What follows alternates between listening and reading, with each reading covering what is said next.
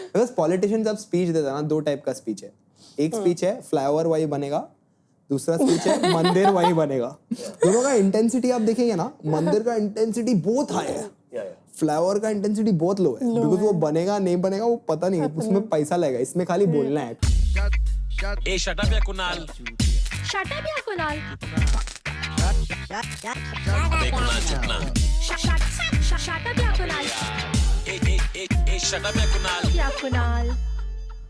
Hello people, welcome to another episode of Shut Up Ya Kunal. Today with me is Jignesh Mewani, an elected MLA who recently won in the Gujarat elections, and Shaila Rashid, former vice president of JNU and current anti-national on Twitter. He's a qualified lawyer. She's a engineer. She could have drawn a fat salary wherever the hell she wanted. He could have done the same. But they both chose to not do that. I mean, my aim was to open a school. Like, that's what I wanted to do. I wanted to study more about sociology of education, etc. I was very interested in that subject. But, you know, all of a sudden we were kind of catapulted to national fame. Now we are even thinking we are thinking more in terms of becoming lawmakers, becoming legislators. So yeah, why not? I mean, if you ask me what my political ambition is, I want to be in a position where I can influence the education policy of the country. आज तक किसी भी व्यक्ति ने न कहानी में न मौखिक ने लिख करके बताया कि वो जंगल में कहीं गया था, किसी शहर में गया था, उसने किसी बंदर को आदमी बनते हुए देखा हो. ये कहीं पर नहीं लिखा गया. डार्विन ने इस प्रकार की जो थ्योरी दी है वो वैज्ञानिक रूप से भी गलत है, और इसलिए स्कूल और कॉलेजों के अंदर इसको बदल करने की जरूरत है. जब से धरती पर आदमी आया है, शुरू से ही आदमी है और आदमी ही रहेगा. Monkeys, apes and humans. That is how Homo sapiens have evolved. More than 99% of my DNA is the same as that of a chimpanzee. Does one need more proof?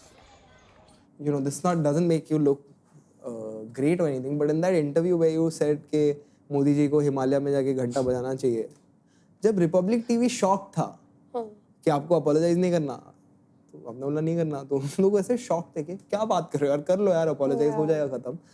And then they asked you what if Rahul Gandhi tells you to apologize. You were almost like listen, nobody is my boss. Obviously यार, 1% 0.01% भी apologetic नहीं हूँ. I am not apologetic at all.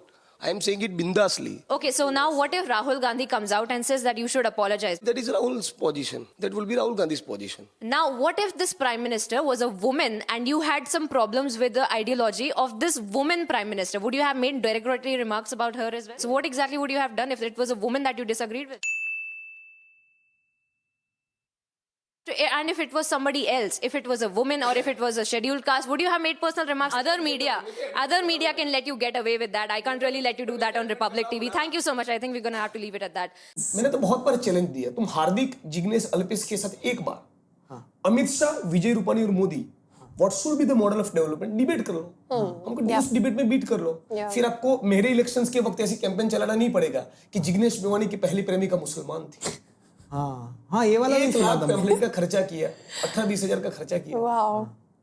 उसका payment Paytm से किया होगा या check से किया होगा या कैश से किया होगा? कितना ह्यूमन लेबर उसमें लगा होगा, और जो ह्यूमन लेबर लगा उसको मिनिमम वेज मिला होगा कि नहीं, वो भी सवाल. It's just weird. So they went into your past, figured out who your girlfriend was, figured out what community she's from. मुझे भी थोड़ा then made a pamphlet, printed it out, gave it out and said we are BJP, vote for us. जरा सुनिए Bharatiya Janata party के विधायक का ये बयान. ಮತ್ತೆ ಮತ್ತೆ ಅಲ್ಲಾರನ್ನ ಗೆಲ್ಲಿಸ್ತೀವ ಅಥವಾ ರಾಮನನ್ನ ಪ್ರೀತಿಸುವಂತ ವ್ಯಕ್ತಿಯನ್ನ ಗೆಲ್ಲಿಸ್ತೀವ, ಇದು ಬಂಟ್ವಾಳ ಜನತೆ ತೀರ್ಮಾನವನ್ನು ಮಾಡಬೇಕು. ಇದು ಈ ವರ್ಷದ ಚುನಾವಣೆಯ ವಿಷಯ. ಬಂಟ್ವಾಳದಲ್ಲಿ ಬಿಜೆಪಿ ಕಾಂಗ್ರೆಸ್ ನಡುವಿನ ಚುನಾವಣಾ ವಿಷಯ ಅಲ್ಲ ಇದು. तो ये विधायक जी भगवान और अल्लाह के बीच चुनाव करवाना चाहते हैं. One of the remarkable things about resistance in India is that Hindus have been at the forefront of resisting anti-Muslim hatred, you know, or anti-Muslim violence, anti-Muslim hate crimes. I mean, if you see all these protests, not in my name, etc., everything, Hindu people You know, I mean, let's just say non-Muslim people. They have been at the forefront of kind of resisting this. Upholding the idea of secularism. Yeah. और दूसरी बात तो ये है कि मुसलमान तो इस देश के अंदर रहना नहीं चाहिए। उन्होंने जनसंख्या के आधार पर देश का बंटवारा कर लिया, तो फिर यहाँ इस देश के अंदर रहने की क्या आवश्यकता थी? बांग्लादेश या पाकिस्तान जाएं, यहाँ क्या काम है उनका? ये सांसद हैं। But on the 31st, you'll have a program celebrating an event. It's very important that this audience knows what the event was and why was it needed to be celebrated. Yeah, so very honestly speaking, not that I've greatly studied the Bhima Koregaon struggle, लेकिन उसका एक slice है, वही समझने के लिए काफी है कि पेशवाई foundation of which is caste system, उनके सामने दलित लड़े। उस एपिसोड को 200 साल हो रहे हैं। उस बात का कानून और संविधान के दायरे में रहकर पीसफुली क्या दलित सेलिब्रेशन ना करें? राइट। और उसका एक फंक्शन आयोजित किया गया जिसमें राधिका वेमुला थी, उमर था, मैं था, प्रकाश अंबेडकर थे, जस्टिस कोलसे पाटिल थे। सारे लोगों ने स्पीचेस दिया, जमकर बात रखा, किसी को इंस्टिगेट नहीं किया। राइट। और news channels as a instigated content जिसको डिस्प्ले कर रहे थे, वो एक्चुअली अब तक का मेरा मोस्ट प्रोग्रेसिव कंटेंट है। राइट। एक्चुअली स्पीकिंग, मैं मानता हूं कि जनता की लड़ाई लड़ने वाले कुछ लोग गुजरात की, महाराष्ट्र की, यूपी की असेंबली में होने चाहिए, इस देश की पार्लियामेंट में भी होने चाहिए, लेकिन जाति निर्मूलन तो सड़कों की लड़ाई से होगा। एक वर्ग का दूसरे वर्ग का ऊपर जो शासन है, वो शासन सड़कों की लड़ाई से खत्म होगा। मैं ये कह रहा हूं कि भैया मैं एमएलए बन गया, या कल को कोई दूसरा एमपी एमएलए बन जाए, तो उस गलतफहमी में मत रहना कि उससे रेवोल्यूशन हो जाएगा। If at all this country has to undergo revolution, it will happen on the streets.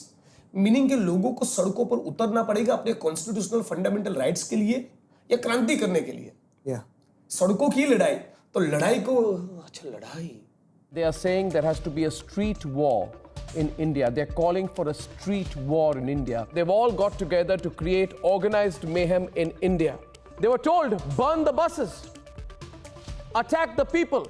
Are you ready to see India ripped apart and divided? Will you allow all these people to let India burn again? Pardon me? There is an FIR lodged on Sambhaji and Milind. Why Yeah. are you not talking about that? Pardon me? No, Arnab. FIR has been lodged on Sambhaji and Milind, right? Right. Arnab, I think these people have no. so They question want to that. divert. I'm They don't asking you want- whether they you don't are is going to be recognizing violence or not. challenged. You're losing the point. GVL is I countering you, am sir. not GVL. losing the point. I am GVL, saying welcome to the police debate. will not just like that file an FIR. No, Arnab. They will have some Arnab, reason to file an FIR. You, pardon me? No, Arnab. FIR has been lodged on Sambhaji and Milind, right? Right. Arnab, I think these people So have. I say so what with a capital S and a capital W. आप JNU से नहीं हो, ठीक है? ये बात मुझे पता है, आपको पता है, रूपानी को इन्हें पता पता है। रूपानी जी क्या कर Even रहे I हैं? get confused at times. तो ये अफिलिएशन क्या चीफ है? सेक्रेटरी जेएनयू से है, हाँ, वो तो है। जिनके साथ रोज रूपानी जी चाय पीते हैं। Right. पर ये JNU अटैचमेंट क्यों? Yes. JNU अटैचमेंट क्यों? वही मतलब जेएनयू को उसमें क्या एक फासिज्म का एक कैरेक्टरिस्टिक एक फीचर है कि एक नकली आर्टिफिशियल फैब्रिकेटेड शत्रु को खड़ा करना। जेएनयू में राम के नाम पर आपातकाल, प्रभु राम से डर। अरे कौन सा परहेज प्रभु श्री राम से? बार बार तो कहा जा रहा है, पुरुषोत्तम प्रभु राम से किसी तरह की परहेज किसी को कैसे हो सकती है? यहाँ से कह दीजिए, मैं कहता हूँ जय श्री राम। वो प्रभु राम की जन्मभूमि है, वो मक्का या मदीना नहीं है कि हम इस बात को लेकर गड़बड़ी करने लग जाए और ये सोचने लगे हाय हाय देखो क्या हो गया। अरे चर्चा तो होती रहेगी, मंदिर बनवा दीजिए ना साहब। These people do nothing for the country. They do song and dance and champagne and walnuts. Where are we living? Gujarat में प्रोहिबिशन है, फिर भी 25,000 करोड़ की दारू हर साल गैरकानूनी तौर पे पी जाती है। तो ये 25,000 करोड़ अमित भाई के, विजय भाई के, नरेंद्र भाई की किसकी जेब में जाते हैं? आप तो कहते हैं मैं ना खाता हूं ना खाने देता हूं, तो ये 25,000 करोड़ हवा में चले जाते, पिघल जाते क्या? उसका बाष्पीभवन हो जाता है, क्या होता है? इसको लेकर कोई सवाल मुझे असेंबली में पूछ रहे हैं तो मैं पूछूंगा, हाँ लेकिन at the same time last week में 2.5 दिन 3 पुलिस स्टेशन का घेराव करके 150 शराब के अड्डे बंद करवाए। ठीक है, तो मेरी पोजीशन ये नहीं रहेगी, हाँ असेंबली में सवाल पूछ दूंगा यदि ये समस्या है तो, धरने पर भी बैठूंगा, रैली भी निकालूंगा, एजिटेशन भी करूंगा, जनता को उसमें जोड़ूंगा भी। जनता को कॉन्फिडेंस मिलना चाहते हैं, परिवर्तन आना है तो लोगों का मैक्सिमम इन्वॉल्वमेंट है प्रोसेस में, तो उसी से आएगा। But let's come to Shaila. Shaila, what's been going on with you? You just recently, what the most recent thing that I noticed that you went to America to talk? No, the most recent thing has been Delhi pollution. Yeah, let's talk about Delhi pollution. Yes, it's been pretty bad and everyone has a bad throat, everyone has chest congestion. Yeah. And there is no discussion on that because we are still discussing Hindu, Muslim, Mandir, Masjid, whatever. Right. So these issues, you know, the real issue, I mean, we can't breathe. The poll tonight is curbing air pollution anti-Hindu? And I have a poll on this on the Samsung video wall. And the results of that live poll on the Samsung video poll are yes, 63% of people are saying that curbing air pollution is anti-Hindu. The nation wants to know whether you are going to be supporting a nationwide ban on huge mics which disturb people, annoy people and irritate people. There should be an absolute ban on loudspeakers doing azan. Simple. What do you know what those loudspeakers blaring azan do? Every leader of the Muslim community should give an assurance that azans on loudspeakers which disturbs other people physically should be ended. I want you to tell everybody today that you are completely against any form of animal sacrifice by Muslims on Bakrid. Funded by God knows whom, which American. Why are these people so interested in how to clean the air in Delhi? And as I began asking relevant questions, some people who were supporting me began to hate me. 77% of people are against the firecracker ban. I hope the Supreme Court and all courts in this country are watching. It's ridiculous. It is ridiculous. It is ridiculous. It is ridiculous. And Arnab goes on throughout the day, which is the more ridiculous part of it. Which is violent. Our good friend Which is of violence. Which is violence. Our good friend of mine, Anirban, calls Arnab the daily contraceptive.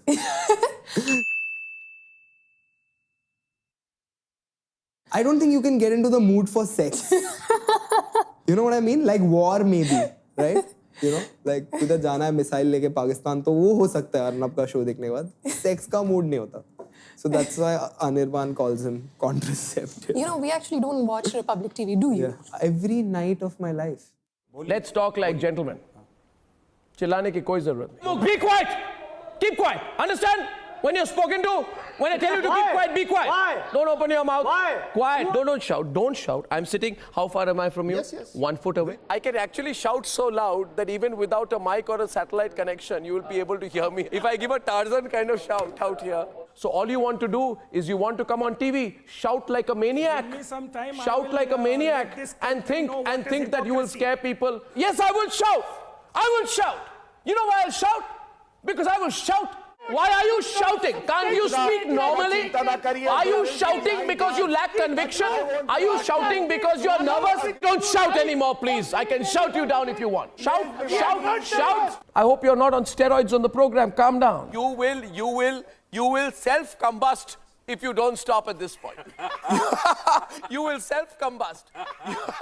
अभी चुप हुए मेरे को लग रहा है मेरे को मतलब कान फटने वाला था ये स्टूडियो गिरने वाला था. We are very sorry about your life.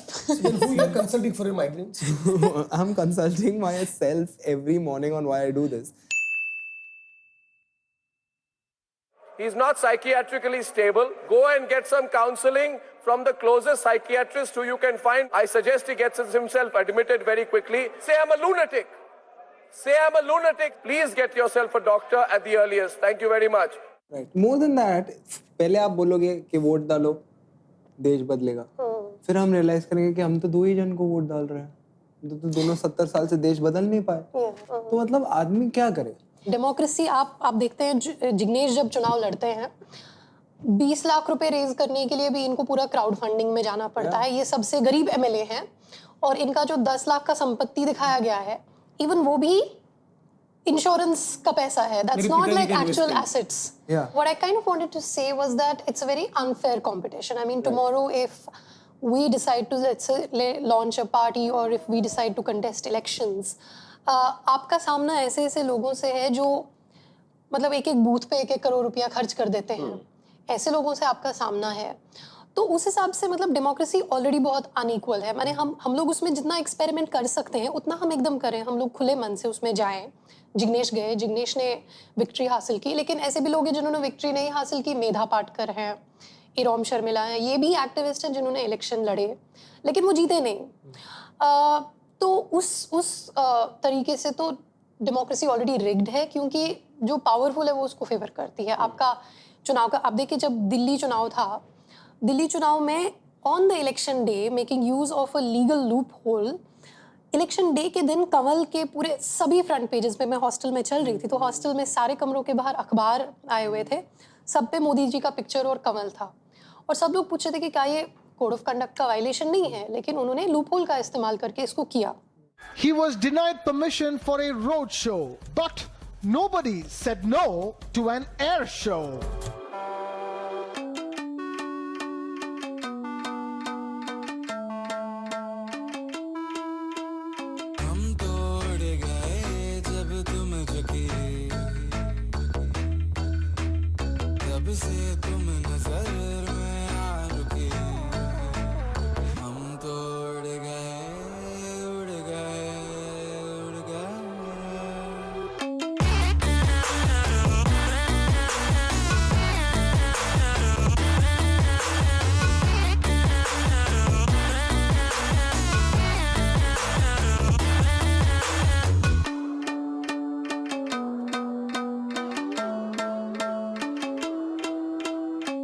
पर आप बताइए सीन क्या है अब कांग्रेस पार्टी ने, जहाँ आप खड़े हो रहे थे, कैंडिडेट नहीं डाला। आपने भी नहीं डाला, मैंने किसी ने, आम आदमी पार्टी मतलब आपने भी नहीं डाला, सीपीआईएम ने भी नहीं डाला, गुड वन, मतलब बाकी लोगों ने भी नहीं डाला। इंटरेस्टिंगली मेरे केस में सीपीआई के नेता और कैडर ने कैंपेन किया। हाँ, स्वराज इंडिया के योगेंद्र यादव ने मेरे लिए कैंपेन किया।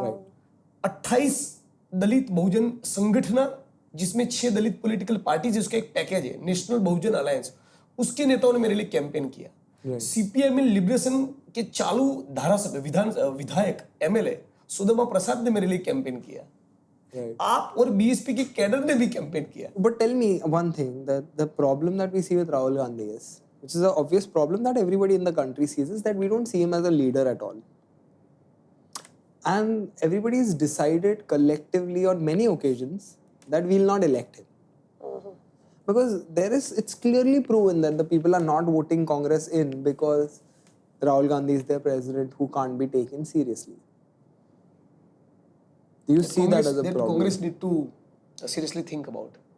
Isn't the Congress party associated with more dynastic politics? What you see is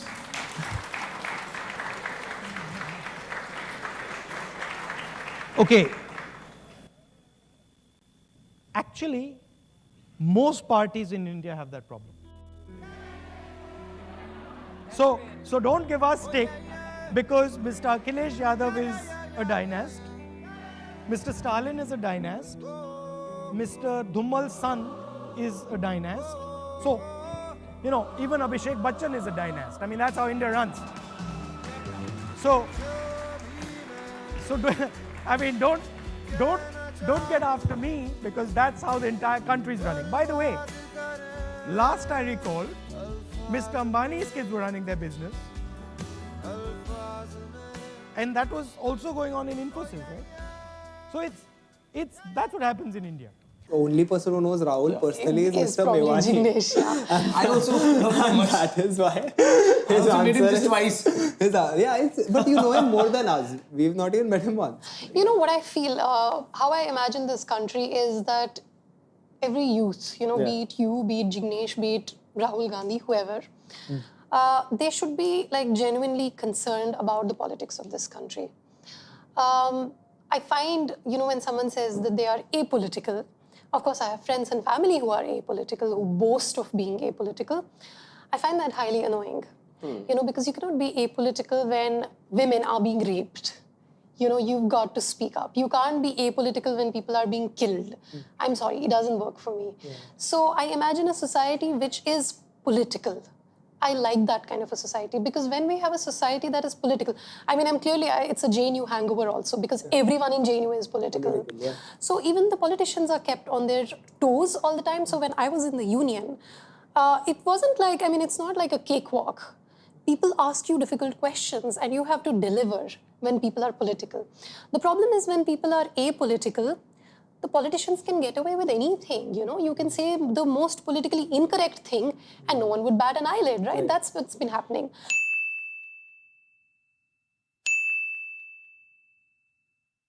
અને ભગવાન રામે બધાથી સર્વશ્રેષ્ઠ બધી રામના એક એક તીર એક એક મિસાઇલ હતા અને ઈસરો જે કામ કરે છે એ ભગવાન રામે ત્યારે છોડતા હતા અને હનુમાનને મોકલા, હનુમાન મુંજાણા ભૂલી ગયા કે આમાંથી કયું લઈ જવાનું છે.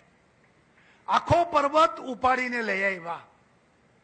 હવે કયું ત્યારે ટેકનોલોજી હશે કે આખા પર્વતને આખો લઈને આવ્યા કે ભાઈ લઈ લ્યો જે જોતું હશે એ પણ ઇન્ફ્રાસ્ટ્રક્ચર ડેવલપમેન્ટની એક કથા છે.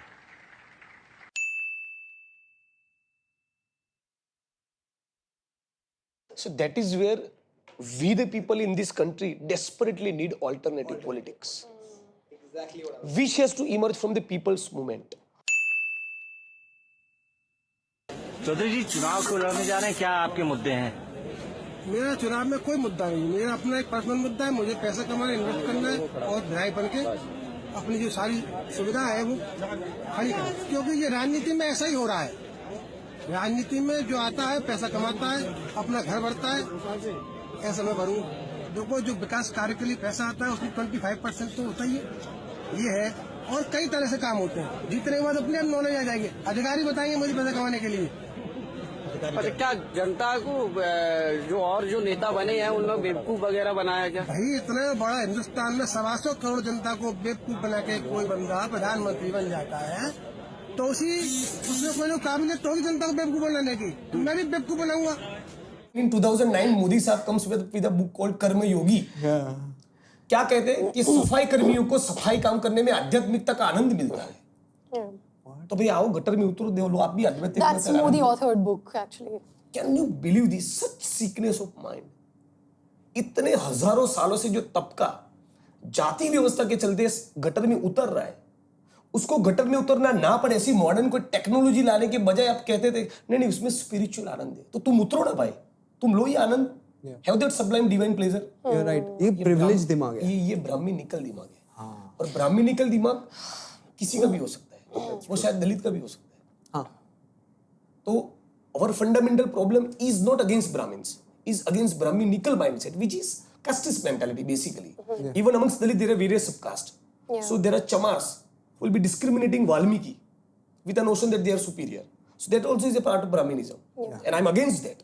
So I would never discard you or X or YZ because you would belong to Brahman community. No, that is not my problem. My problem is with the caste system.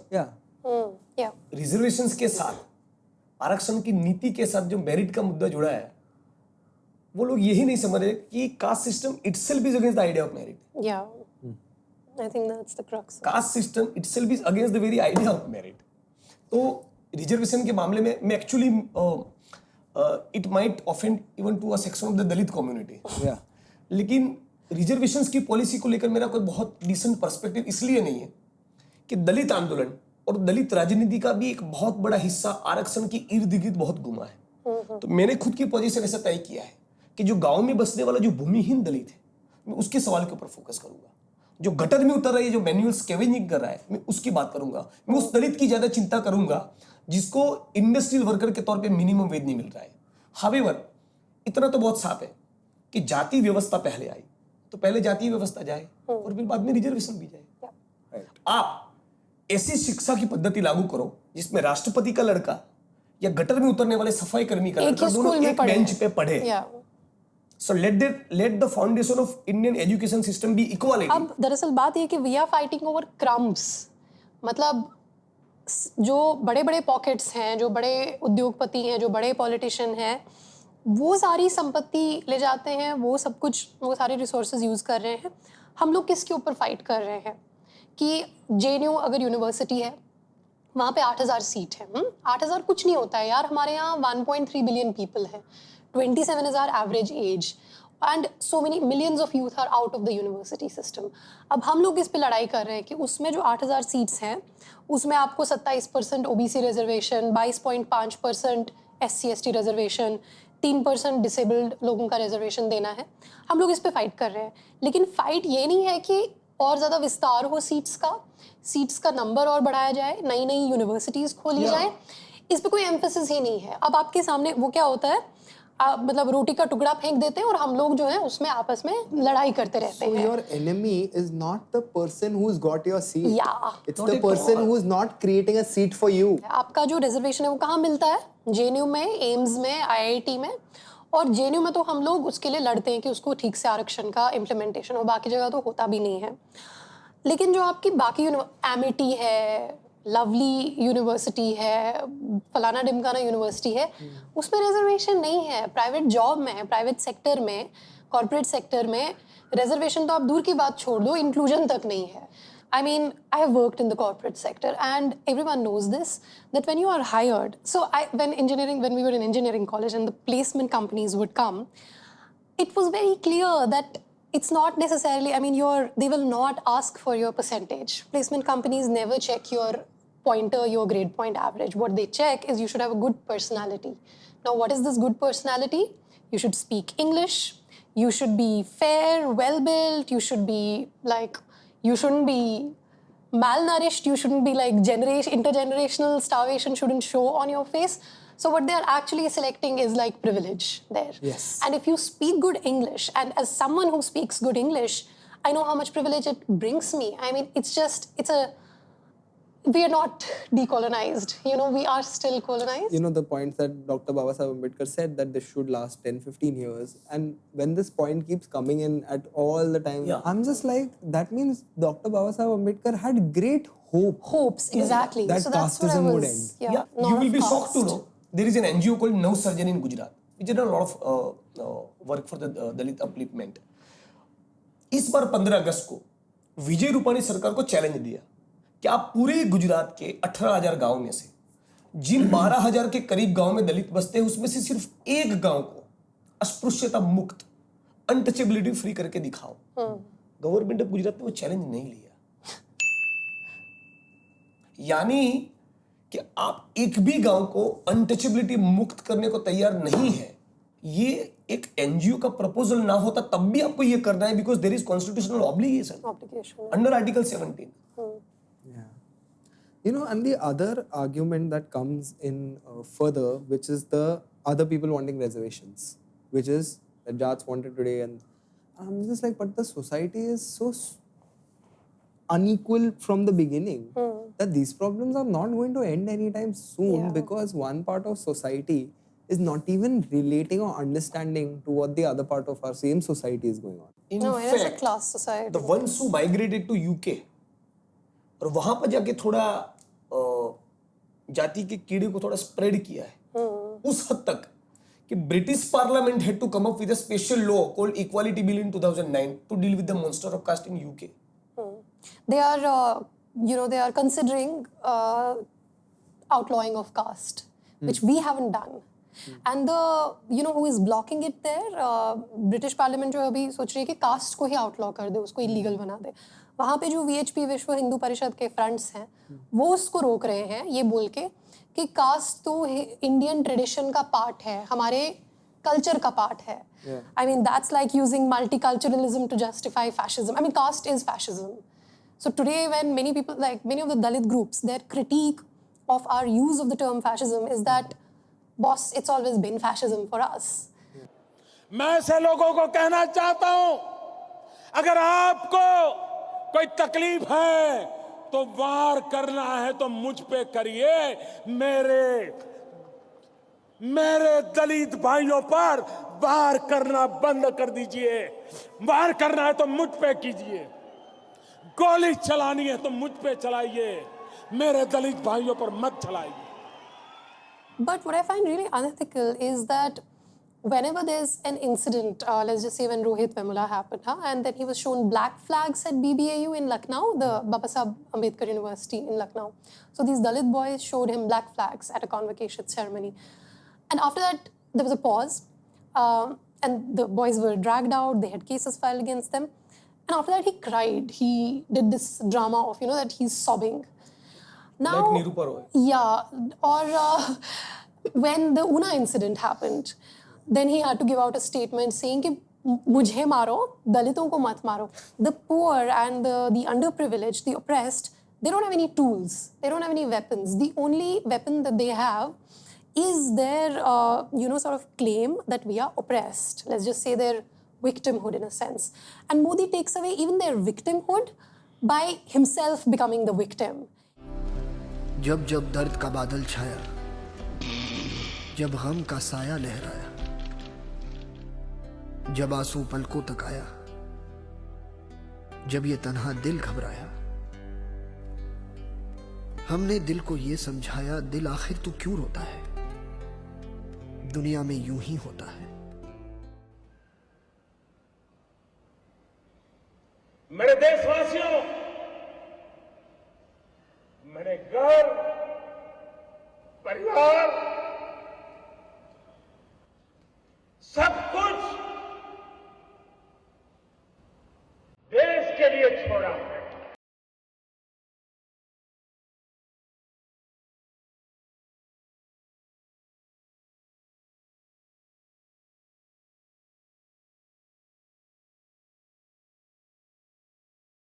Japan के PM जब गुजरात का दौरा करते हैं और मोदी जी उनके साथ जब घूमते हैं, तब जो गरीबों की बस्ती है, जो चॉल्स और स्लम्स है, उसके ऊपर कपड़ा ढांक दिया जाता है. What can be more obnoxious and pathetic than this? इतना मतलब गरीब जापान के पीएम ने गुजरात के किसी गरीब आदमी का मुंह देख लिया या किसी चौल या बस्ती में रहने वाले का मुंह देख लिया तो क्या बिगड़ जाएगा. जब बात दो देशों के प्रधानमंत्रियों की हो तो दोस्ती का ऐसा रंग कम ही देखने को मिलता है. नरेंद्र मोदी और शिंजो आबे की केमिस्ट्री को आपके लिए समझना जरूरी है. नरेंद्र मोदी बाहें फैलाए हुए उनका इंतजार कर रहे थे. आज दुनिया ने देख लिया कि मोदी आबे की दोस्ती जय वीरू से कम नहीं है. अब दुनिया कह रही है कि यह रिश्ता प्राण जाए पर जापान ना जाए वाली दोस्ती में बदल चुका है. The last question I have for today is for Jignesh, which is an interesting thing that you did when you started in 2016, where people used to come to watch you, hear you, used to make them take an oath. Yeah. What was the system? How did that thing work? Why did you go to oaths? I did that thing twice. Once was in 2016, 31 July, when I became part of the first major mobilization of my life that happened immediately after the Una. The Una incident happened on 11th of July 2016. और उसके respond में अहमदाबाद में 20-25 हज़ार दलित सड़कों पर उतरे. तो पहली बार उन्होंने गुजरात और इस देश के दलित आंदोलन के इतिहास में शपथ लिए कि आज के बाद जीवन में कभी गटर में उतरेगी नहीं, मैला उठाएगी नहीं या मृत पशु को निकाल का काम करेगी नहीं. बजाय उसके सरकार या तो हमको गवर्नमेंट जॉब दे या हमको खेती की जमीन दे. तो एक तरह से उसका एक सिंबॉलिक सिग्निफिकेंस बहुत जबरदस्त है कि जाति व्यवस्था ने हमारे शरीर के ऊपर जो मैले गंदे काम थोपे, जिसके करने के चलते वे आर डिस्क्रिमिनेटेड. मैं बताता हूँ, देखो शादी.com वालों ने मेरे को फोन किया, मैं बताता हूँ, तो मेरे को फोन किया, बोला we have done something very progressive. मैं बोला व्हाट हैव यू डन? बोलता अभी हाइट और वेट हमने बायोडेटा से निकाल दिया. And I'm like, और कास्ट है? इसमें कास्ट तो है ना सर, क्या सर्च करेगा नहीं तो आदमी. करो ना शादी बिना कास्ट के करो, पर हाइट वेट निकालने से कुछ नहीं होता. If I want to marry someone 5'8", I should marry someone 5'8". That's a personal preference. But if I want to marry someone 5'8" who's an upper caste Hindu, that's a problem. And I think that's the end of the podcast. And thank you so much for joining me. And it was great to get you both on. And soon we are launching a campaign called या तो 2 करोड़ रोजगार दो या भाई retire हो जाओ.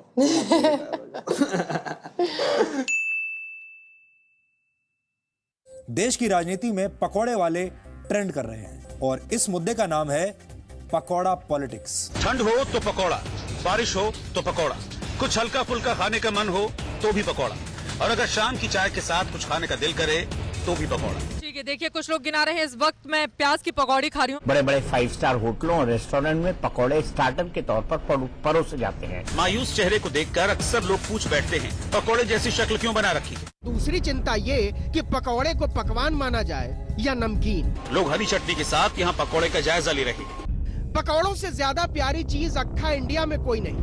बताइए, पकौड़ों के इस महत्व को समझने में 70 साल लग गए। राजनीति एक बहुत ही गंभीर विषय है। कुछ भी बोलते रहते हैं।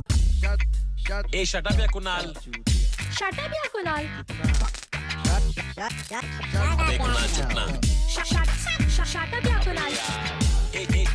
शट अप या Kunal. Yeah, Kunal. Now, if I were to kind of take some more time to explain, there's the Rwandan genocide, in which the Tutsis were murdered on a mass scale. And there's something called Rwanda Hate Radio, which aided the genocide. And what used to happen was Hate Radio was a name for all these media outlets together.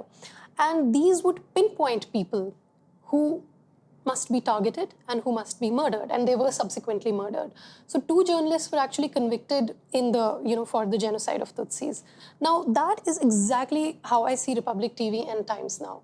I mean, when CRPF jawans are martyred in Bastar, so what they come up with is, will Kanhaiya and Umar respond to this? What are they implying really? I mean, Is just he because... humanist?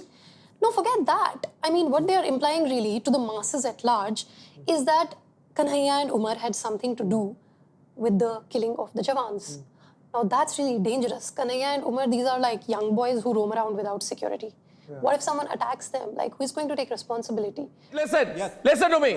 Listen to me. Say. You asked me who is the Tukre gang. The Tukre gang is Omar Khalid.